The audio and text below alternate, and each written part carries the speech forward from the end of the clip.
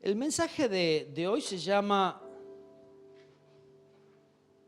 En la piel de Jesús. Si tan solamente nos pondríamos un momentito en la piel de Jesús, en lo que Él pasó, podríamos entender por qué hoy estamos aquí, podríamos entender el amor de Dios también para nosotros, el amor de Cristo. La primer Pascua fue la de Éxodo. Allí cuando el pueblo de Israel se encontraba en Egipto y por ser liberado. Y la última es la que estamos por celebrar hoy nosotros, la que estamos celebrando. ¿Saben que hoy esta es la última? Sí, porque no sabemos cuándo Cristo volverá. Por eso es la última. Pero debemos estar preparados. Y cuando fue esa Pascua, Dios le había mandado por medio de Moisés que tomen un cordero. Ese cordero debía ser sin mancha, debía ser cordero macho de 1 año, sin defecto. Pero ellos lo cocerían, comerían de su carne asada. Allí estarían preparando también unos panes sin levaduras. Y pondrían de la sangre de ese cordero, pondrían sobre los dinteles de su casa. Ahora, esta también sería la última plaga que tendrían Egipto antes de liberar a Israel. Entonces, sería liberado el pueblo de Israel. Y eso significa Pascua, pasar por alto, Pesaj. Éxodo 12, 27 dice: vosotros responderéis, es la víctima de la Pascua de Jehová, el cual pasó por encima de las casas de los hijos de Israel en Egipto, cuando hirió a los egipcios y libró nuestras casas. Entonces el pueblo se inclinó y adoró. La muerte entraría donde no estuviese puesta esa sangre en el dintel de sus hogares. De hecho, en cada casa donde no estuvo esa sangre, murió el primogénito. Esto fue el castigo, esta fue esa plaga. Pero si estaba esa sangre en el dintel, la muerte pasaba por alto.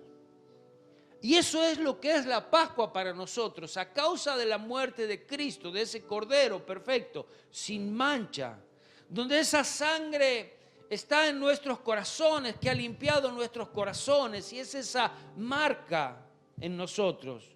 Entonces la muerte, que es el pecado, pasa por alto, y es eso lo que también celebramos hoy. Esto es la Pascua. Cuando llegó el tiempo del cumplimiento de los tiempos, que Jesús iba a venir al mundo, que Dios iba a mandar a su Hijo para salvar a su pueblo. Una de las referencias que podemos encontrar es cuando estaba Juan el Bautista allí haciendo su trabajo y Jesús se acercaba y él le decía a la gente: he aquí el Cordero de Dios que quita el pecado del mundo. Ellos sabían muy bien lo que significaba un cordero, lo que hacía y para lo que servía. Pero quizás hasta ese momento no podían entender. Aquellos corderos, aquellos animales podían cubrir el pecado. Pero es Cristo, ese Cordero perfecto, que quita el pecado del mundo. Ese Cordero sería inmolado. Ese Cordero tomaría el lugar del sacrificio perfecto, que iba a ser una vez y para siempre. Amén.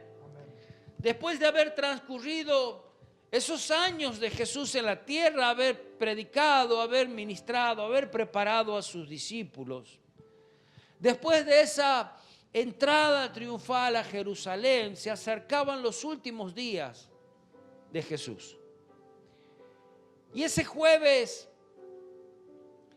tipo 18 horas, después de haber mandado a sus discípulos a preparar el lugar para tener una cena, entre las 18 y las 20 horas de ese día, allí Jesús tuvo esa cena tan especial con sus discípulos, que dice la Escritura Lucas 22, 14 y 20, 14 al 20, perdón. Cuando era la hora, se sentó a la mesa y con él sus apóstoles. Y les dijo: cuánto he deseado comer con vosotros esta Pascua, antes que padezca. Porque os digo que no la comeré más hasta que se cumpla en el reino de Dios. Y habiendo tomado la copa, dio gracias y dijo: tomad esto y repartidlo entre vosotros. Porque os digo que no beberé más del fruto de la vid hasta que el reino de Dios venga. Y tomó el pan y dio gracias y lo partió y les dio diciendo: esto es mi cuerpo que por vosotros es dado. Haced esto en memoria de mí. De igual manera, después de que hubo cenado, tomó la copa, diciendo: esta copa es el nuevo pacto en mi sangre, que por vosotros es derramada. Siempre que estamos compartiendo esa cena, estamos haciendo memoria de esa obra de Jesucristo en la cruz. Pero realmente, ¿qué es lo que Jesús también quería decir con comer su sangre, comer su carne y beber su sangre? Juan 6:51 decía: yo soy el pan vivo que descendió del cielo. Le buscaban porque habían sido saciados de ese pan material, igual que el pan que habían comido sus antepasados en el desierto. Pero Jesús le decía: el pan que les dará vida soy yo. Yo soy la vida. Yo soy ese pan que descendió del cielo. Y si alguno comiere este pan, vivirá para siempre. ¿Cómo comes ese pan?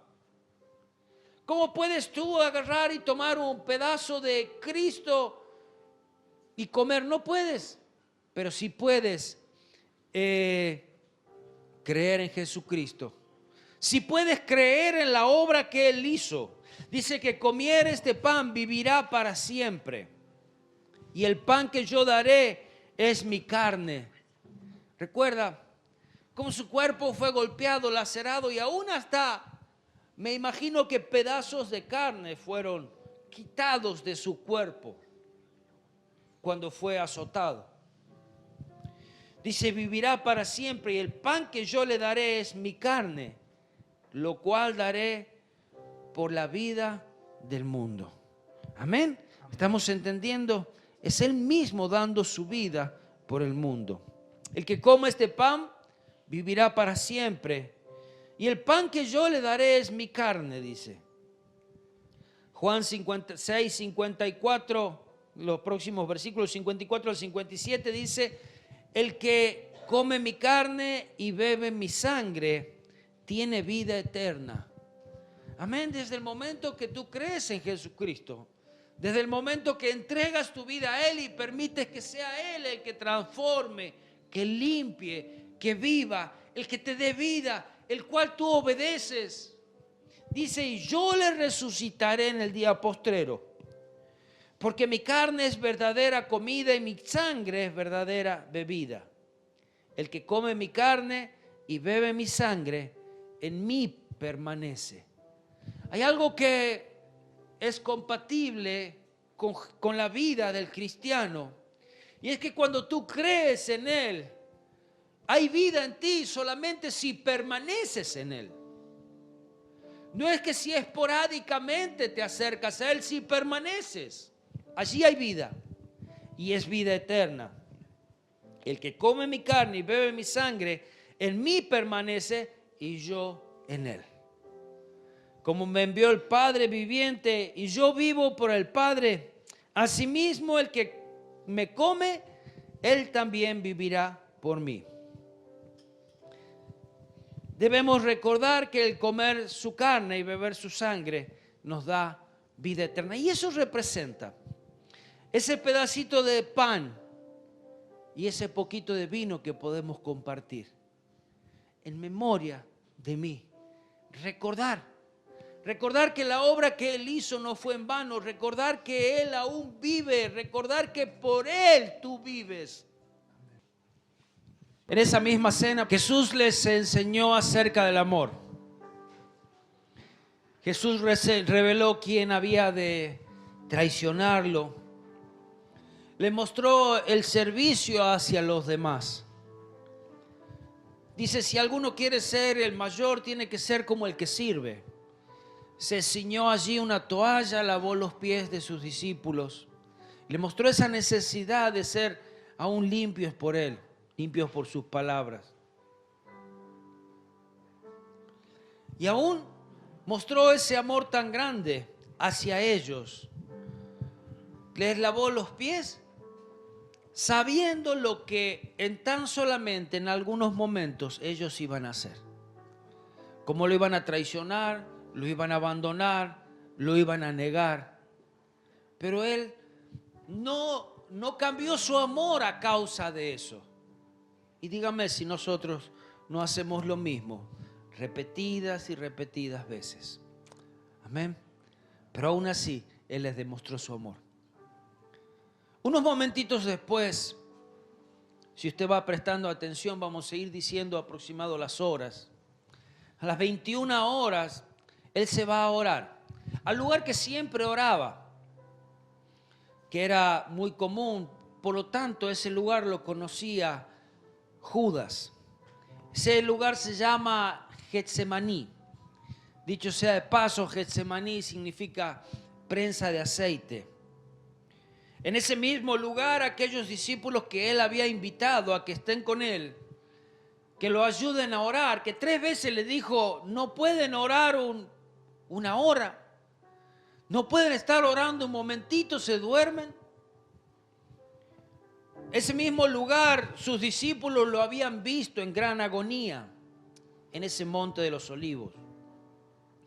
Jesús no había dormido en toda la noche y aún tan grande era ese sufrimiento, tan grande era esa agonía que sus vasos sanguíneos se rompían, que sus glándulas sudoríparas emitían grandes gotas de sangre, como lo dice en Lucas 22:44, no lo busque, que caían al suelo.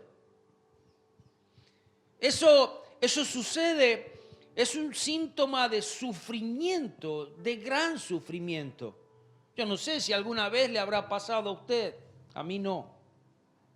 Se llama hematohidrosis o sudor de sangre.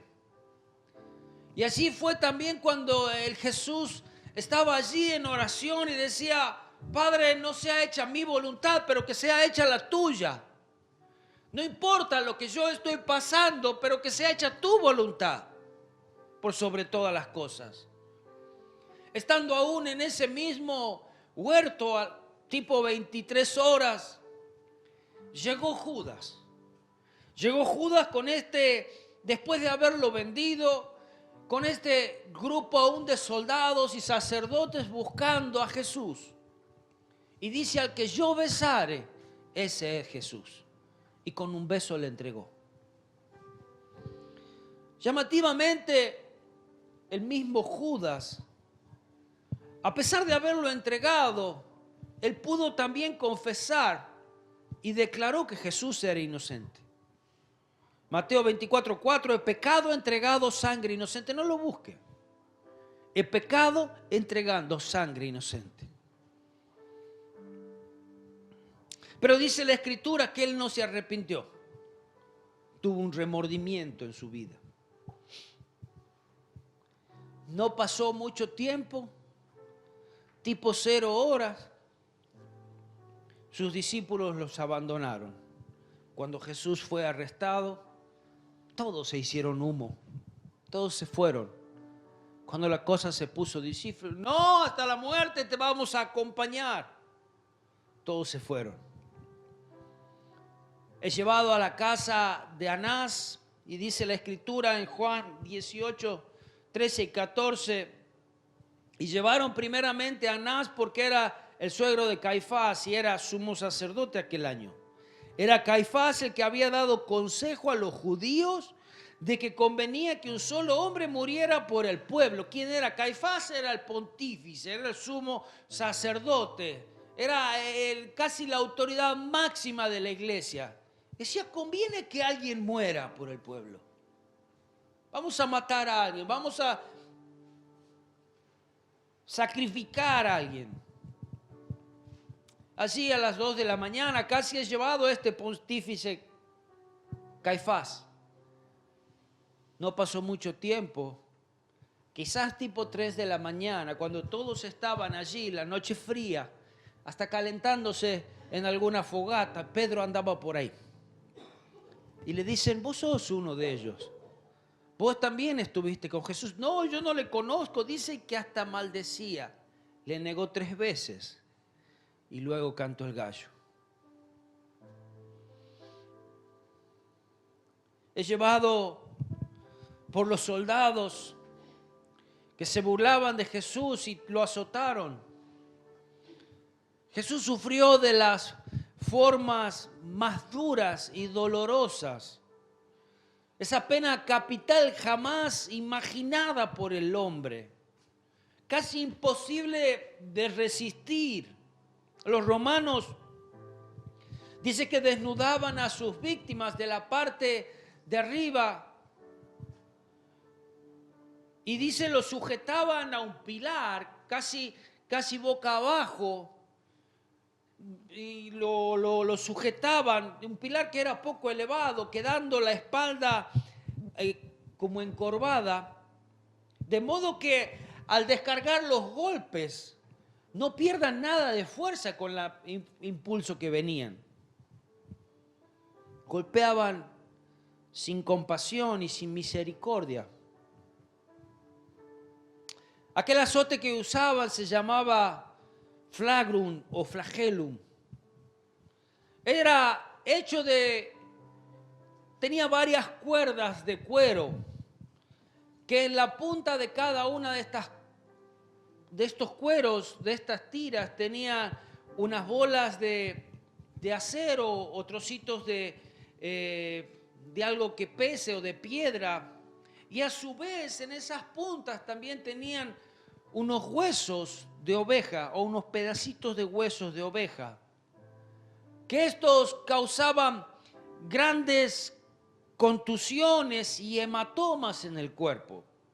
Imagínense las varias cuerdas que iban, golpeaban, pegaban sobre el cuerpo. Y esos huesos de oveja que estaban en las puntas de las cuerdas, obvio que tenían unas puntas, eran para lastimar. Desgarraban la piel y cortaban hasta los músculos. Después de tantos azotes, imagínense cómo estaba esa piel. Alguna vez si vieron la película La Pasión de Cristo, no está muy lejos esas imágenes de lo que Jesús haya sufrido. Desgarraba piel, carne y casi llegaba hasta los huesos. Producía la gran pérdida de líquido, de su sangre, del plasma. No deje de tener en cuenta del sufrimiento que ya había tenido Jesús en el huerto de Getsemaní a través de esa hematidrosis. Ese sudor de sangre, su piel ya había quedado muy sensible a causa de esto. Y ahora recibía estos golpes. Tipo 5 de la mañana, Jesús es llevado al Sanedrín, a esos líderes religiosos que buscaban también su muerte. Poco más tarde es llevado ante Pilato, que llamativamente Pilato se sorprende que lo traigan, pero Pilato decía, ¿por qué traen un inocente para quien yo no veo ningún? Dice, ningún delito digno de muerte he hallado en él. Así lo decía en Lucas 23, 22. Ningún delito hallo en él. No solamente Pilato lo decía, sino que su mujer le decía, no tengas nada que ver con este justo, no te metas en esa pelea, no te metas en esa lucha, se lo decía la mujer. Y lo puede encontrar en Mateo 27, 19. No tengas nada que ver, él es justo. Se encontraba entre la espada y la pared Pilato.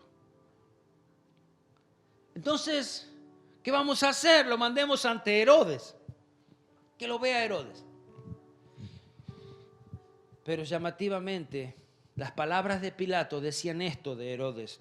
Dice, no he hallado en este hombre delito alguno por aquello que lo acusáis. Dice, ni aun Herodes, ¿por qué os remitís a él? Y he aquí, nada digno de muerte ha hecho este hombre. Herodes también decía, no tiene nada este hombre, nada digno de muerte. ¿Por qué me lo traen? Vuélvanlo a Pilato. Y lo vuelven a Pilato. Y allí Pilato, casi por voz de su pueblo, lavándose las manos, dice, yo me libro de la sangre de este hombre, me lavo las manos y vean ustedes qué van a hacer. Si yo me pongo en contra de la iglesia, si yo me pongo en contra de los sacerdotes, se me levantan todos los judíos. Y en Lucas 23, 21 y 22 dice, pero ellos volvieron a dar voces diciendo, crucifíquenle, crucifíquenle. Y todo el pueblo gritaba, crucifíquenle, crucifíquenle. Jesús escuchando allí. Jesús por los que había venido. Por aquellos dice, a los suyos vino y los suyos no le recibieron. Jesús había venido por el pueblo de Israel, por los judíos, y estaban allí, ellos estaban diciendo, crucifíquenle. Versículo 22, Él les dijo por tercera vez, pues qué mal ha hecho este. Pilato le dice, por tercera vez, qué mal hizo.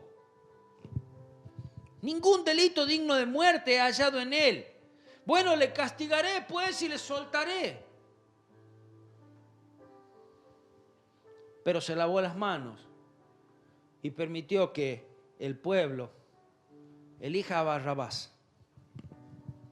Bueno, se suele soltar uno en estas fiestas. Hay uno acá que es un malhechor, es un maleante, no sirve para nada, es un asesino, se llama Barrabás. ¿A quién prefieren? ¿A Barrabás o a Jesús? A Barrabás queremos. Así somos los hombres, así elegimos. Próximamente los soldados también se burlaban de él. Dice que le desnudaron, echaron encima, y lo encontramos en Mateo 27, 28 al 31, desnudándole le echaron encima un manto de escarlata y le pusieron su cabeza, una corona tejida de espinas y una caña en su mano derecha, hincando la rodilla delante de él, le escarnecían diciendo, salve Rey de los judíos.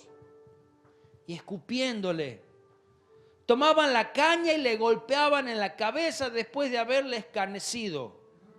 Le quitaron el manto, le pusieron sus vestidos y lo llevaron para crucificarlo. ¿Tú te crees rey de los judíos? Lo sentaron sobre algo, lo desnudaron, le pusieron un manto, una corona de espinas, una caña en sus manos y todavía con otra caña le golpeaban. Esa corona de espina que ya tenía en la cabeza le golpeaban, imagínense.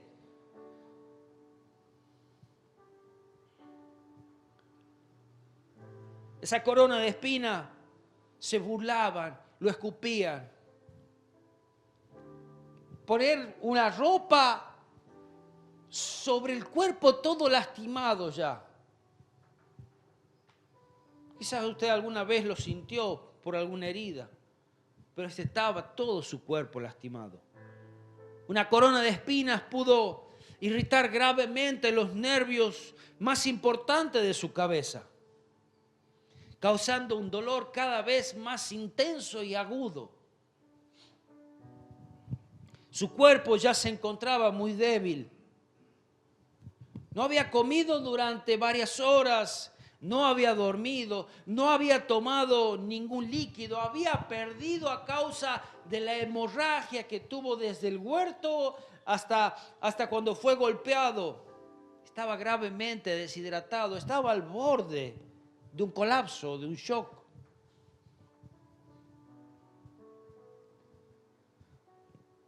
Pero ahora tenía que cargar su cruz. Esa cruz que pesaba el peso de toda la humanidad.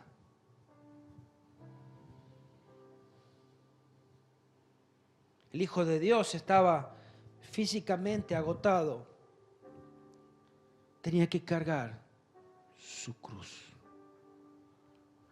que representaba mi nombre, mi vida. Y allí sin fuerzas levantó esa cruz, siendo insultado, escupido, maltratado. El camino que tenía que recorrer era aproximadamente 600 metros hasta el Gólgota. Y una parte del camino fue ayudado por Simón de Cirene. ¿Cómo lo pudo hacer? Fue el amor que lo impulsó. Ahora Jesús llegó al Gólgota. Y tipo entre las 12 y las 13 horas, Jesús es crucificado. ¿Cómo puede ser? ¿Cómo puede ser si era un inocente? ¿Por qué crucificaban a un inocente? Juan 10, del 17 al 18 dice: por eso me ama el Padre, porque yo pongo mi vida para volverla a tomar. Nadie me la quita si yo que de mí mismo la pongo. Tengo poder para ponerla y tengo poder para volverla a tomar. Este mandamiento recibí de mi Padre. Jesús decía: nadie me quita la vida, yo la pongo por amor. Y tengo el poder de ponerla y tengo el poder de sacarla.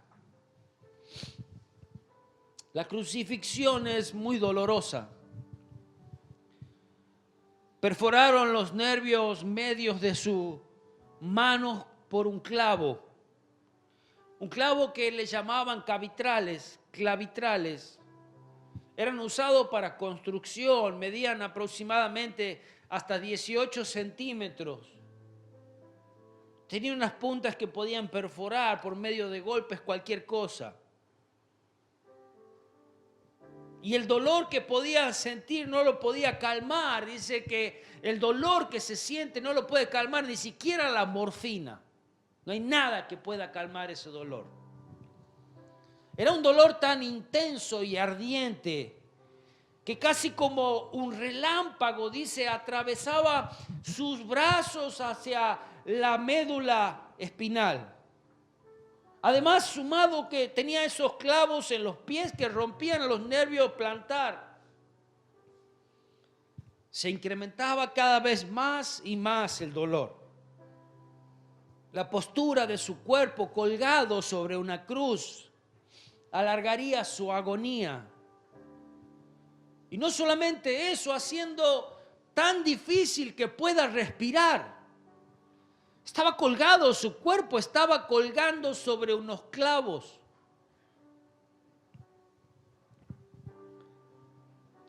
Ahora, al estar colgado, su pecho se cerraría.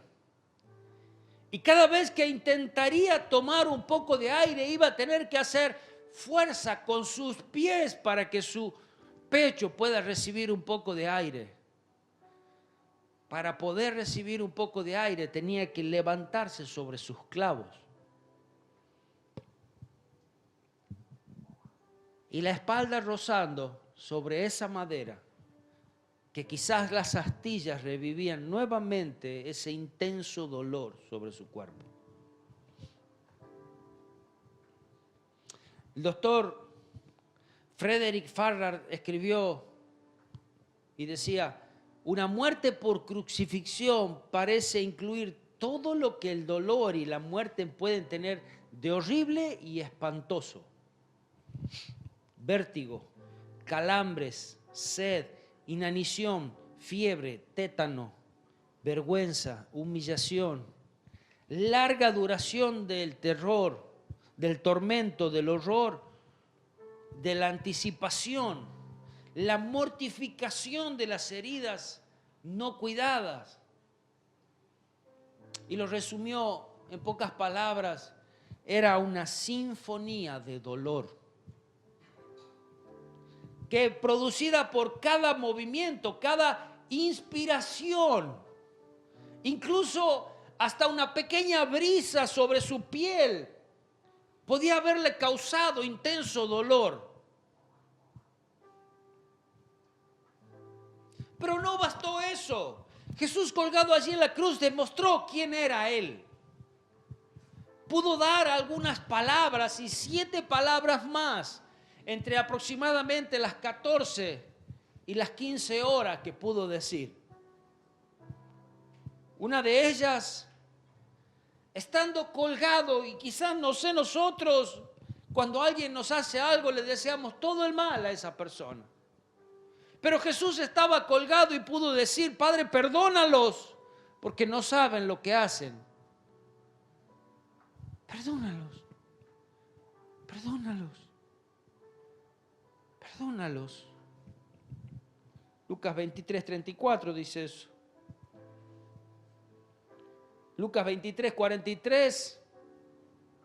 Allí, después de haber hablado con ese ladrón que estaba colgado al lado de él, que le dice: acuérdate de mí cuando estés en el paraíso.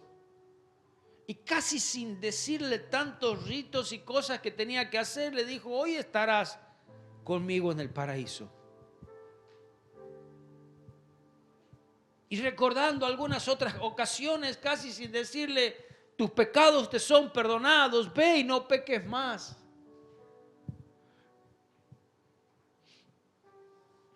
Ese mismo ladrón tampoco condenó a Jesús.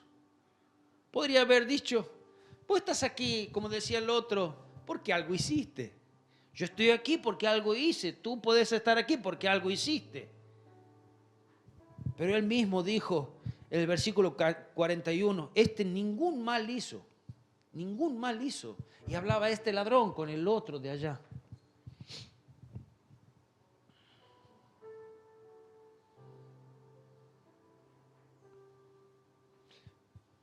Los hijos mayores eran los encargados de cuidar de sus madres si no estaba el padre.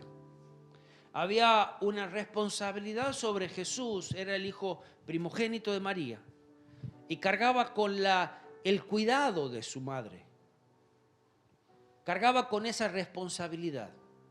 Y cuando había estado María, la única casi que estuvo ahí a los pies de la cruz, junto con Juan, dice Juan 19, 26 y 27, cuando vio Jesús a su madre y a su discípulo, a quien él amaba, que estaba presente, dijo a su madre: mujer, he aquí tu hijo, adóptalo como tuyo. Y después dijo al discípulo: he aquí tu madre. Dice: y después de aquella hora el discípulo la recibió en su casa, se la llevó, la adoptó. Todo esto había hecho Jesús estando allí en la cruz.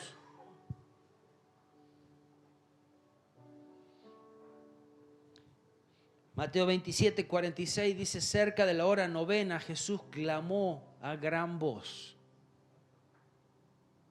quizás dando un impulso más sobre sus pies, y no sobre sus pies, sino sobre solamente ese centro que sostenía su cuerpo, que era un clavo, que representaba más dolor.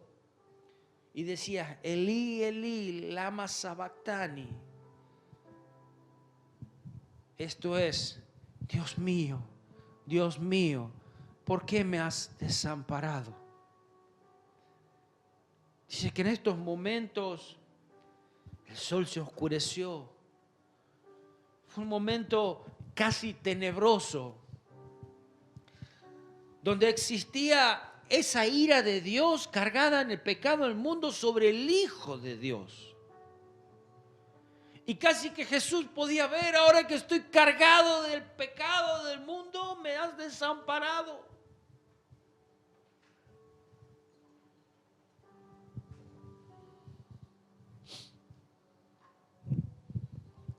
En San Juan 19, 28 dice: tengo sed. Para que se cumpliese lo que dice la Escritura en uno de los salmos, no recuerdo cuál: tengo sed.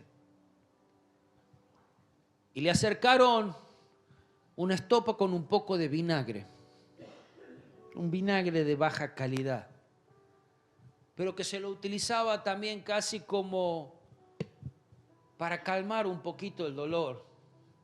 Dice que mojó un poco su lengua.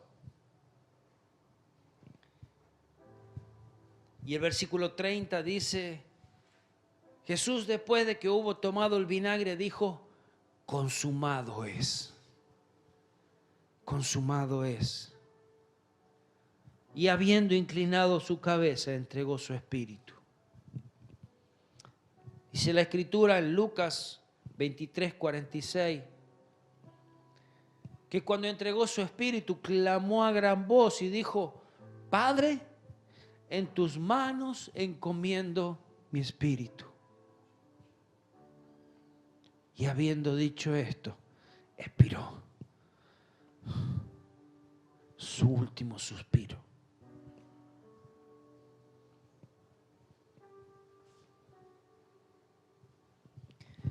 A las 15 horas, Jesús muere. El trabajo que su padre le había enviado a hacer había terminado. Nuestro gran sustituto había pagado en su totalidad la deuda. Todo pecado había sido pagado con esas gotas de sangre. Consumado es. Consumado es. Jesús en ese momento murió por asfixia, insuficiencia cardíaca aguda, finalmente un infarto miocardio. Cerca del final de su agonía, uno de los criminales crucificados junto a él se burló y le dijo, si tú eres el Hijo de Dios, sálvate a ti mismo y a nosotros. Pero lo que él no sabía era que este hombre que estaba siendo crucificado, Jesús, estaba siendo colgado voluntariamente por nosotros, entregando su vida. Para los cristianos, Jesús permaneció en su agonía no porque era omnipotente, sino por el increíble amor por la humanidad, para salvación de todo aquel que cree en Él. Por eso pudo decir, consumado es, la deuda ha sido pagada. 16, entre 16 y las horas 17. Como ya se acercaba el día de reposo, no podía quedar nadie colgado en una cruz. Y lo que hacían para que mueran más rápidamente los que estaban colgados en la cruz, quebraban sus piernas. Al quebrar sus piernas, se asfixiaba mucho más rápido y moría de un infarto. Cuando se acercaron a Jesús, Jesús ya había muerto. Entonces, como ya había muerto, no fue necesario quebrar sus piernas, como la Escritura dice, ninguno de sus huesos será quebrado, se cumplió allí también. Pero cuando el soldado romano atravesó su costado, dice que salió un chorro de agua y sangre. Lo dice en San Juan 19:34. Esto también tiene una explicación científica. Dice que James Thompson consideró que esto no solo prueba que Jesús estaba muerto cuando fue traspasado, porque podrían decir, Jesús fue muerto por la lanza. Jesús ya había entregado su vida, su espíritu.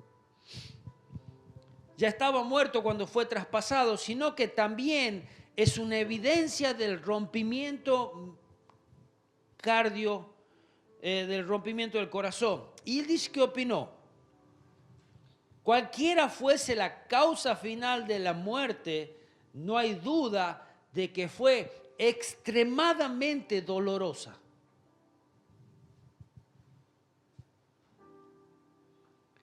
Entre horas 17 y 18, tenemos que recordar que también ese soldado que había traspasado a Jesús, también dijo, verdaderamente este era el Hijo de Dios.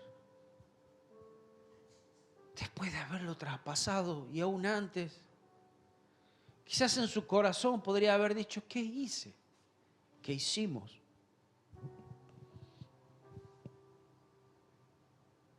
Jesús ya estaba muerto. Y ahora lo llevaban, lo habían envuelto y lo habían llevado a una tumba prestada. A una tumba que había sido inaugurada por él. Pero la historia no termina ahí.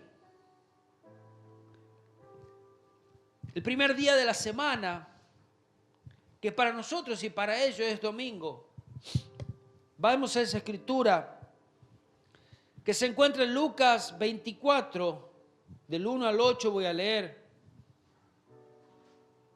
Dice, el primer día de la semana, muy de mañana, vinieron al sepulcro trayendo las especias aromáticas que habían preparado. ¿Quiénes? Algunas mujeres que estaban con Jesús y otras más.